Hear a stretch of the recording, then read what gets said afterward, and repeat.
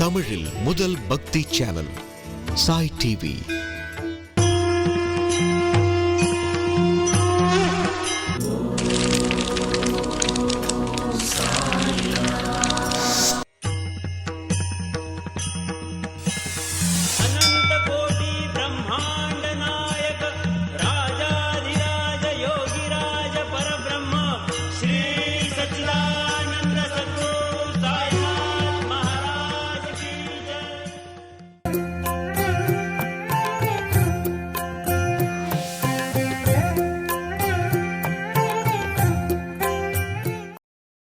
ஓம் குருர் பிரம்மா குருர் விஷ்ணு குருர் தேவோ மகேஸ்வரக குரு சாக்ஷாத் பரபிரம்மம் தஸ்மை ஸ்ரீ குரவே நமக. சச்சிதானந்த சத்குரு ஸ்ரீ சாயிநாத் மகாராஜ் கி ஜெய். சாய் டிவி நேயர்களுக்கு வணக்கம்.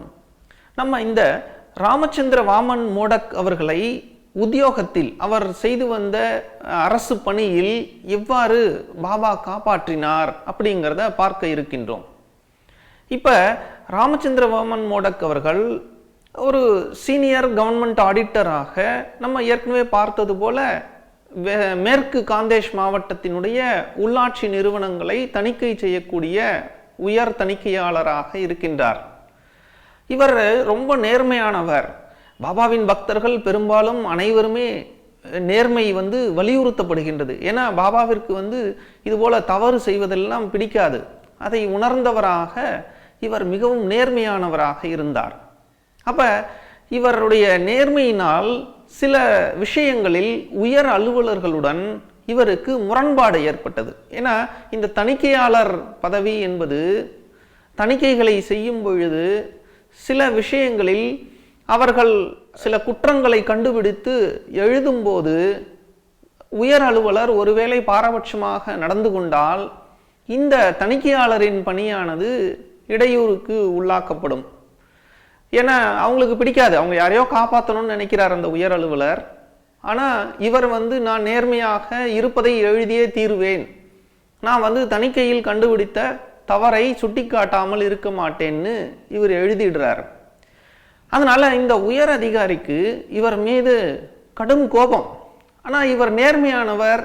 அதனால் இவர் மேலே என்ன சொல்லி இவரை நடவடிக்கை எடுக்கிறது அல்லது இவரை பழி வாங்குவது என்று அவர் சமயம் பார்த்து கொண்டே இருந்தார். அந்த சூழலில் வேண்டுமென்றே ஒரு விஷயத்திற்கு வலியுறுத்தினார். அதாவது என்னென்னா, அந்த தணிக்கை துறையில் அடுத்த ஒரு தகுதி தேர்வு போல வைப்பார்கள். அந்த தேர்வை எழுதினால் அவர்கள் அதில் வெற்றி பெற்றால் அவர்களுக்கு சம்பள உயர்வு கொடுக்கப்படும். ஆனால் ஒருவேளை அந்த தேர்வில் தேர்ச்சி பெறவில்லை என்றால் அவரை டிஸ்மிஸ் செய்வதற்கு கூட, அதாவது தகுதியற்றவர் என்று சொல்லி பணியை விட்டே நீக்குவதற்கு கூட அல்லது பதவி இறக்கம் செய்வதற்கு அந்த உயர் அலுவலருக்கு அதிகாரம் உண்டு. அதனால இவரை வலியுறுத்துகிறார், நீ இந்த தேர்வை எழுதியே ஆக வேண்டும் என்று சொல்கின்றார். ஏன்னா இவர் வெற்றி பெற்றா போனா போகுது, பதவி உயர்வு கொடுப்பது பற்றி பிறகு பார்த்து கொள்ளலாம். ஆனால் இவரை தேர்ச்சி அடையலைன்னா உடனடியாக பதவி இறக்கம் செய்யணும் அல்லது இவருடைய பணிக்கு இடையூறை ஏற்படுத்த வேண்டும் என்ற குறுகிய நோக்கத்தோடு அந்த உயர் அதிகாரி இவருக்கு இப்படி ஒரு கட்டாயத்தை ஏற்படுத்தினார். உடனே அவருடைய வற்புறுத்தலின் பேரில் இவர் விண்ணப்பிக்க வேண்டிய அவசியம் நேர்ந்தது. ஏன்னா அந்த காலத்திலெல்லாம் அவ்வளவாக உயர் அலுவலர்களின் வார்த்தைகளை மீறி செயல்பட மாட்டார்கள். அதாவது அநீதி என்னும் போது அதற்காக மீறி செயல்படுவது வேற. ஆனால் இந்த தேர்வை நீ எழுதியே ஆக வேண்டும் என்று சொன்னால் அவர்கள் எழுதுவது பெரும்பாலும் வழக்கமாக இருந்தது. இப்பெல்லாம் அப்படி இல்லை, அவரவர்களுக்கு சுதந்திரம் அதிகமாக இருக்கின்றது. நான் எழுத விரும்பவில்லை என்று வெளிப்படையாக தெரிவித்து செல்ல முடியும். ஆனால் அப்போ அவ்வளவு சுதந்திரம் அவருக்கு இல்லை அந்த காலகட்டத்தில். ஏன்னா இதெல்லாம் 1911 அந்த காலகட்டங்களில் நடந்த நிகழ்ச்சி. அப்போ இவரை வலியுறுத்தி விண்ணப்பிக்க வச்சுட்டாரு. ஆனால் இவருடைய மனது கடுமையான உறுத்தல். நம்ம நிச்சயமாக இது பண்ண போகிறோம், நம்மளுடைய பதவியை இழக்கப் போகின்றோம் என்று உள்ளுணர்வு அவருக்கு ராமச்சந்திர வாமன் மோடக்குக்கு உணர்த்தி கொண்டே இருந்தது. அப்ப எதுவா இருந்தாலும், எந்த முக்கியமான விஷயங்களாக இருந்தாலும் பாபாவினுடைய முன் அனுமதியை பெறுவது அல்லது பாபாவின் ஆசீர்வாதத்தை பெறுவது இவருக்கு வழக்கம். அதனால இவர் என்ன பண்றாரு, மும்பையில் தான் இந்த தேர்வு நடைபெற இருக்கின்றது. அதற்கு ஒரு 3-4 தினங்கள் முன்னதாக எந்த விடுப்பு விண்ணப்பிக்கல, உயர் அலுவலர்கிட்ட ஒரு அனுமதி பெறவில்லை, அல்லது தணிக்கைக்காக செல்லும் பொழுது டூர் போவாங்க இல்லைங்களா அரசு தணிக்கைக்காக, அது போன்ற ஒரு பயணமும் அவர் ஏற்பாடு செய்யலை. எந்தவித முன்னறிவிப்பும் இல்லை, உயர் அலுவலர்கள்ட்ட சொல்லவும் இல்லை. ரொம்ப விரக்தியான மனோநிலையில் இருந்தார். அதனால நேராக புறப்பட்டு ஷீரடிக்கு வந்துட்டார் மும்பையிலிருந்து. இப்போ ஷீரடிக்கு துவாரகமாயில அமர்ந்திருக்கார் பாபாவை தரிசனம் பண்ணிட்டு. இப்படி முதல் நாள் ஒன்றும் நடைபெறவில்லை. 2ஆம் நாள் பாபாவிடம் கேட்டு விடுவது, இந்த மாதிரி இந்த தேர்வுக்கு நான் எழுதட்டுமா வேண்டாமா பாபான்னு கேட்கணும்னு. அதுக்காக நினச்சிட்டே இருக்காரு. நிறைய மக்கள் வந்து போகிறாங்க. அதனால் இவர் ஒன்றும் வெளிப்படையாக பாபாவிடம் விசாரிக்கவில்லை. ஆனால் இவருக்கு உள்ளுக்குள்ளே ரொம்ப பயம் வேற இருந்தது. ஏன்னா இப்போ கூட அவர் முன் அனுமதி பெறாமல் வந்திருக்காரு, விடுப்புக்கும் விண்ணப்பிக்கலை, அல்லது அரசு தணிக்கைக்காக போகிற அந்த சுற்றுப்பயணத்துலேயும் இந்த பயணம் இல்லை. திடுதிப்புன்னு புறப்பட்டு யாருக்கும் சொல்லிக்கொள்ளாமல், ஈவன் அவருடைய குடும்பத்தினர் தூலியாவில் இருக்கிறார்கள்னு பார்த்தோம், அவங்களுக்கும் தெரியாது. இவர் மும்பையிலிருந்து நேராக இங்கே புறப்பட்டு வந்துட்டார். அப்போ திரும்பி போகும்போது நிச்சயமாக பிரச்சனைகளை எதிர்கொள்ள போகிறோம்னு அவருக்கு ஒரு பயம் இருந்தது. ஆனாலும் பாபாவிடம் இருக்கும்போது அதற்கும் அவரே தீர்வு கொடுப்பார்னு இவருக்கு ஆழமான நம்பிக்கை. அதனால பாபாவிடம் அமர்ந்திருக்கார். பாபா உத்தரவு கொடுத்தோன்னு தான் ஷீரடியை விட்டு புறப்பட முடியும் இல்லைங்களா. அதனால இவர் புறப்படவே இல்லை. இந்த விரக்தியினால பாபாவிடம் உத்தரவே கேட்கல. அதிகமான நாட்களை இங்கு இருப்போம்னு நினைக்கிறார். அப்போ இந்த தேர்வுக்கு முதல் நாள், நாளைக்கு தேர்வு, இன்னைக்கு புறப்பட்டு போயாகணும், போனாதான் அந்த தேர்வை எழுத முடியும். அப்போ பாபாவிடம் கேட்கிறார், பாபா நான் புறப்படட்டுமான்னு. உடனே பாபா உதி எடுத்து கொடுக்குறார். அப்போ இவருக்கு பாபா தேர்வை எழுத சொல்கிறாரோ அப்படின்னு ஒரு எண்ணம். ஆனால் குடும்பமோ தூலியாவில் இருக்கிறது. நாம் ஏற்கனவே இந்த அத்தியாயத்தினுடைய தொடக்கத்திலேயே பார்த்தோம், வெளியூர் உறுப்பினர்கள், பக்தர்கள், வெளியூர் பக்தர்கள் ஷீரடியை விட்டு புறப்படும் போது தான் பாபா உதி கொடுப்பார், அவங்க வீட்டுக்கு போகும்போது தான். ஆனால் இங்கே இவர் திரும்ப அலுவலகத்திற்கு செல்வதாக இருந்தால் அதற்காக இந்த உதி கொடுக்கப்படவில்லை. இவர் வீட்டுக்கு போகிறதுனா பாபா ஒருவேளை அதுக்காகத்தான் உதி கொடுத்துருக்கணும். அதனால இவர் என்ன கேட்கிறார் பாபா கிட்ட, நான் எங்கே போக பாபான்னு கேட்கிறார். இதற்கு முன்னதாகவே அந்த முதல் நாளே அவருக்கு ஒரு கனவு வருகிறது. இவர் வாடாவில், சாத்தேவாதாவில் தங்கியிருக்கார்.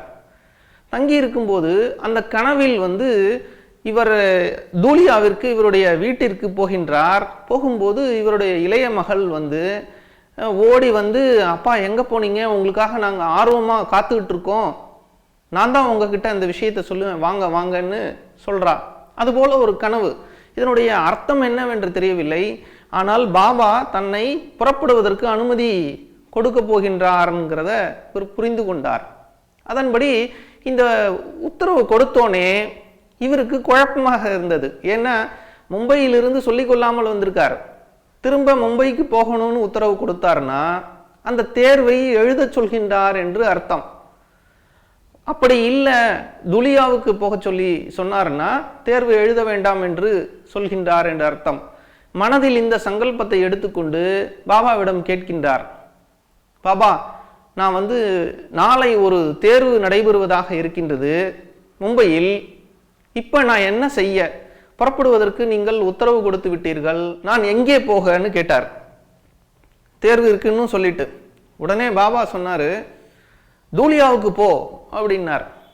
அங்கே உன் மக காத்துட்டு இருக்கா, நீ தூலியாவுக்கு போ அப்படின்னு சொன்னோன்னே அவருக்கு உள்ளுக்குள்ள ரொம்ப சந்தோஷமாயிடுச்சு. ஏன்னா பாபா இந்த தேர்வை எழுத வேண்டாம் என்று சொல்லிவிட்டார். அப்போ உயர் அலுவலரால் நம்மளை ஒன்றும் பலவந்தப்படுத்த முடியாது, எந்த பனிஷ்மெண்ட்டும் நமக்கு தண்டனை எதுவும் கொடுக்க இயலாது, ஏன்னா பாபா பாதுகாக்கிறார் இல்லைங்களா. அந்த தைரியம் அவருக்கு விட்டது. தூலியாவுக்கு போனார்.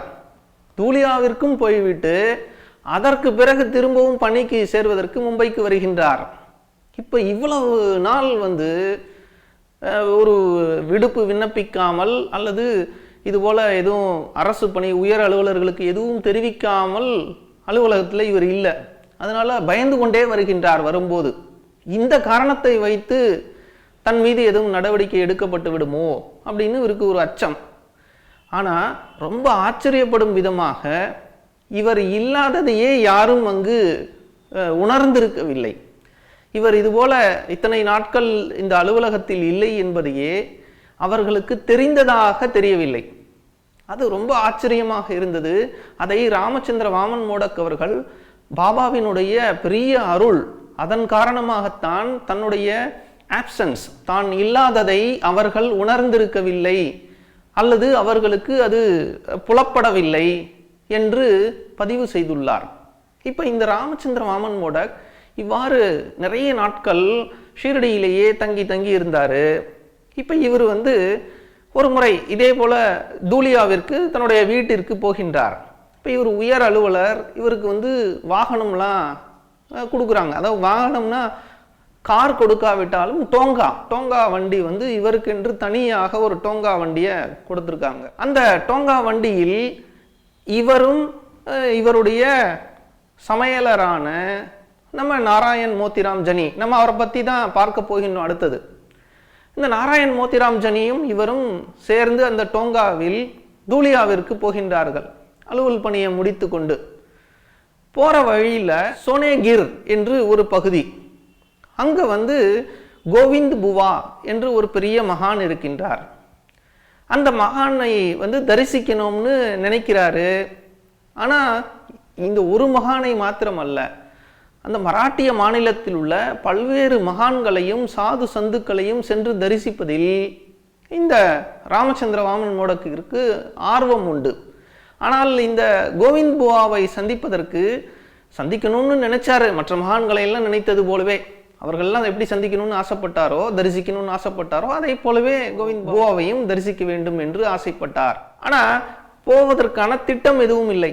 இந்த தன்னுடைய இல்லத்திற்கு இவங்க திரும்பி வந்து கொண்டிருக்கும் போது இந்த டோங்காவினுடைய ஒரு சக்கரம், அது அப்போல்லாம் அந்த டோங்கான்னா குதிரை வண்டி, அந்த குதிரை வண்டியினுடைய ஒரு சக்கரம் அதாவது 2 சக்கரங்களும் இரும்பினால் செய்யப்பட்டிருக்கும்.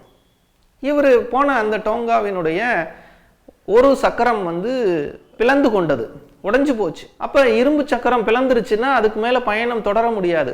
அதனால் அந்த இடத்துல நிறுத்திட்டு அந்த சரி செய்வதற்கு அருகாமையில் இருக்கக்கூடிய ஒரு கடையில் போய் காத்துட்டு இருக்காங்க. அந்த இடம் சோனேகிர்.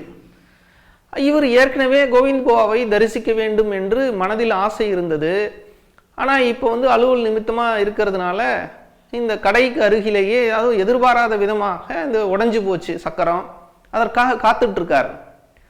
அப்போ அந்த கடைக்காரர் சரி செய்யக்கூடியவர் என்ன சொல்கிறாரு, இதை சரி செய்வதற்கு குறைந்தபட்சம் 3 மணி நேரம் ஆகும். ஏன்னா அதையெல்லாம் சரி செய்து வெல்டிங் வைத்து அதற்கு பிறகு தான் டோங்காவை இயக்க முடியும். அதனால் குதிரையெல்லாம் அருகாமையில் கட்டிவிட்டார்கள். இந்த சக்கரம் சரி செய்யப்படுகிறது, 3 மணி நேரம் காத்துட்ருக்கணும்.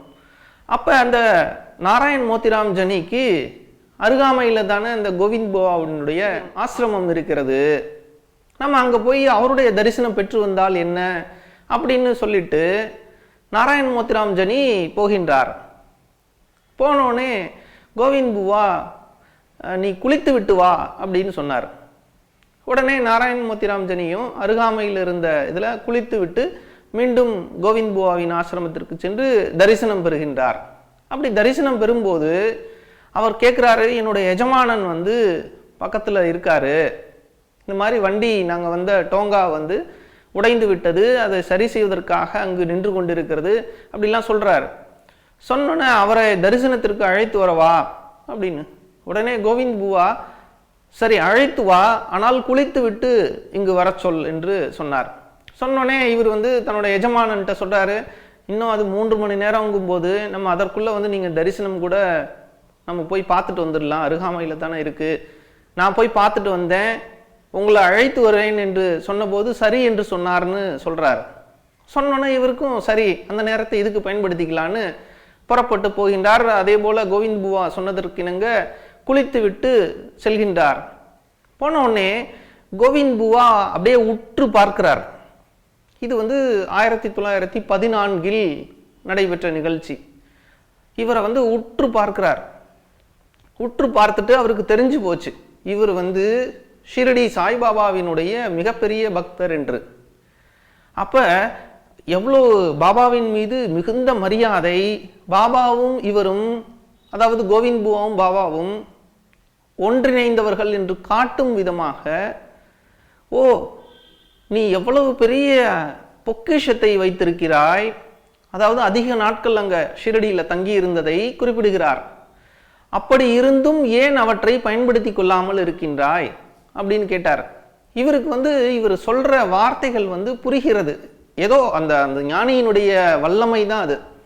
நேரடியாக சொல்லப்படாவிட்டாலும் கோவிந்த் புவா தான் அதிக நாட்கள் ஷீரடியில் தங்கி இருந்ததைத்தான் அந்த அற்புதமான பொக்கிஷத்தை கையில் வைத்துக்கொண்டு பயன்படுத்தி கொள்ளாமல் இருக்கின்றாய் என்று கோவிந்த் புவா குறிப்பிடுகின்றார் என்று புரிந்து கொண்டார்.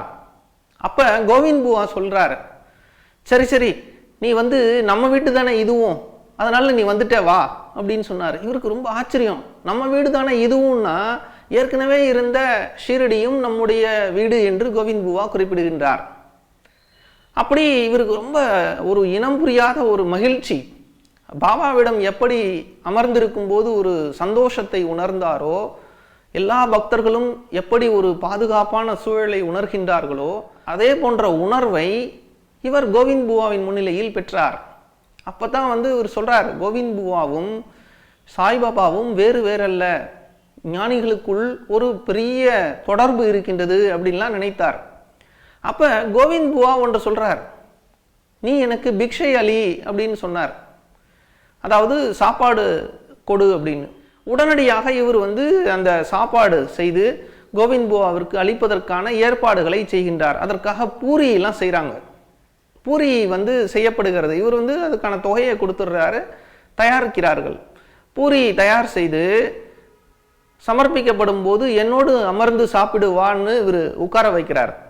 உட்கார வைக்கும்போது இந்த ஒரே பூரி தான் செய்து இவர்கள் அனைவருக்கும் பரிமாறப்பட்டுள்ளது.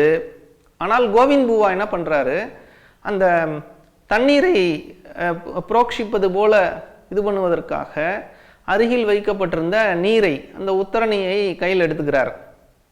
எடுத்துக்கொண்டு பூரியா நீ எனக்கு கொடுக்கின்றாய் அப்படின்னு கேட்டுட்டு தன்னுடைய விரலை அந்த தண்ணீருக்குள் விட்டு இப்படி விரலை எடுக்கின்றார். அது பூரியாக வருகின்றது. இந்தா இதை சாப்பிடுன்னு அந்த பூரியையும் இவரிடம் கொடுக்கின்றார். கொடுத்தோன்னே இவருக்கு ரொம்ப ஆச்சரியம். அப்ப நம்ம பரிமாறிய, அதாவது பிக்ஷையாக கோவிந்த் புவாவிற்கு பரிமாறிய பூரிகள் தான் இது அப்படின்னு இவர் நினைத்து கொண்டிருக்கின்றார். ஆனா இவர்கள் பிக்ஷையாக கோவிந்த் புவாவிற்கு பரிமாறிய பூரி அழுத்தமாக சற்று கடினமாக இருக்கின்றது. ஆனால் கோவிந்த் புவா அந்த தீர்த்தத்திலிருந்து எடுத்த பூரியானது அவ்வளவு மெல்லியதாகவும் இனிமையாகவும் இருந்தது. இது போன்ற பல அற்புதங்களை எல்லாம் பல்வேறு ஞானிகளிடம் ராமச்சந்திர வாமன் மோடக் அவர்கள் பெற்றார். அது எல்லாவற்றிற்கும் மூல காரணமாக பாபாவிடம் தான் தங்கி இருந்ததே அமைந்திருந்தது என்று அவர் குறிப்பிட்டுள்ளார். இப்ப இந்த நாராயண் மோத்திராம் ஜனி இவரோட வந்தார் பாருங்க. ஏன்னா இவருடைய சமையலராக அவர் இருந்தார். அதுக்கு பிறகு அவங்க அந்த கோவிந்த் புவா தரிசனம் முடிந்து வந்தோன்னே டோங்கா தயாராகிடுச்சு. அதுக்கு பிறகு அவங்க இல்லம் திரும்பினார்கள். அதெல்லாம் தனி. இந்த நாராயண் மோத்திராம் ஜனி இவ்வாறு ராமச்சந்திர வாமன் மோடக் அவர்களிடம் இடையறாது பணியாற்றி வந்தார். இந்த 14 நடந்தது. ஆனால் அக்டோபர் மாதம் 1918, அதாவது பாபா மகாசமாதி அடைந்தது 15ஆம் தேதி.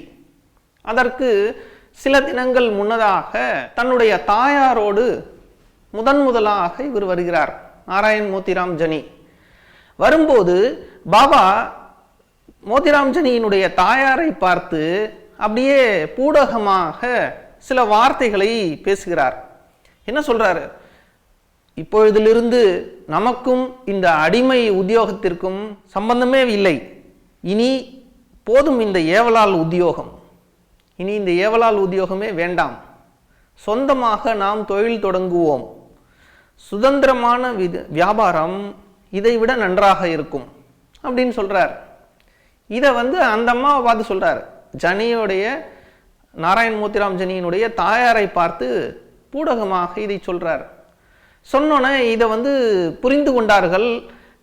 பாபா இதுபோல ராமச்சந்திர வாமன் மோடக்கிற்கு கீழே இவர் செய்யக்கூடிய ஒரு அடிமை தொழில் போன்றது, அது இனி தேவையில்லை, சொந்த தொழில் தொடங்க சொல்கின்றார் என்று.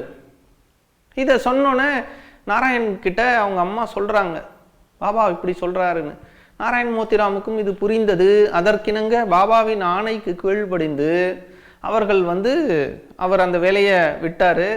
வாமன் மோடக்கிடம் பணி செய்வதை விட்டுவிட்டு தனியாக ஒரு ஆனந்த ஆசிரமம் என்ற பெயரில் ஒரு தங்கும் விடுதியை, உணவு விடுதியும் இணைந்தது. அதாவது தங்குவதற்கும் லாட்ஜிங் அண்டு போர்டிங் என்று சொல்வார்கள் அல்லவா, அதை போல தங்குவதற்கும் சாப்பிடுவதற்குமான ஒரு விடுதியாக அதை அமைத்தார் நாசிக்ல.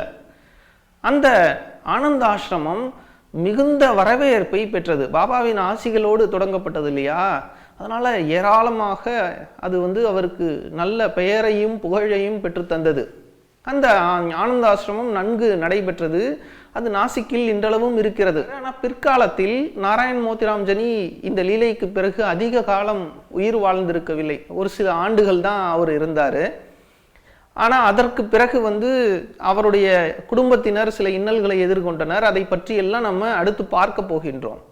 இந்த நாராயண் மோத்திராம் ஜனியினுடைய பக்தி எந்த அளவு ஆழமாக இருந்தது, அவருக்கு உதி கொடுக்கப்பட்டு எவ்வாறு அவர் ஆசீர்வதிக்கப்பட்டார் என்பதையெல்லாம் நம்ம இப்போ பார்க்கலாம்.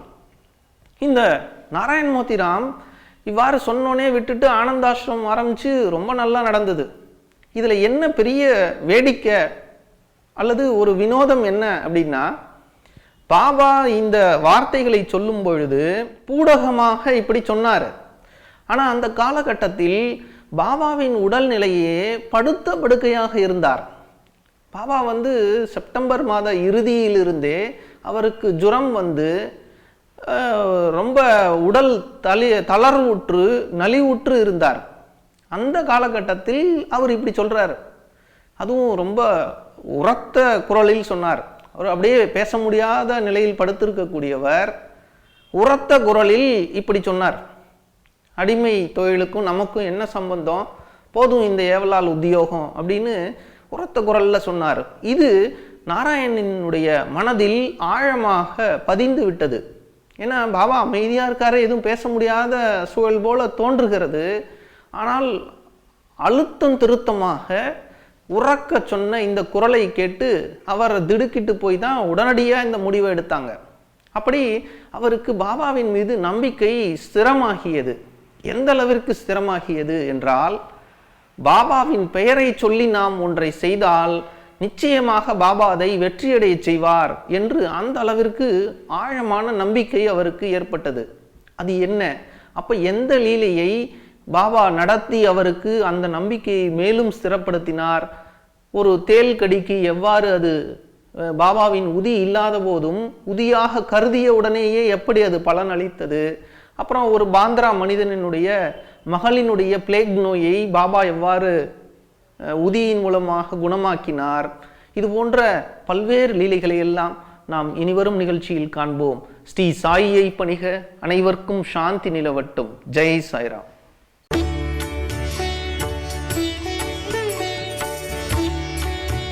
தமிழில் முதல் பக்தி சேனல் சாய் டிவி.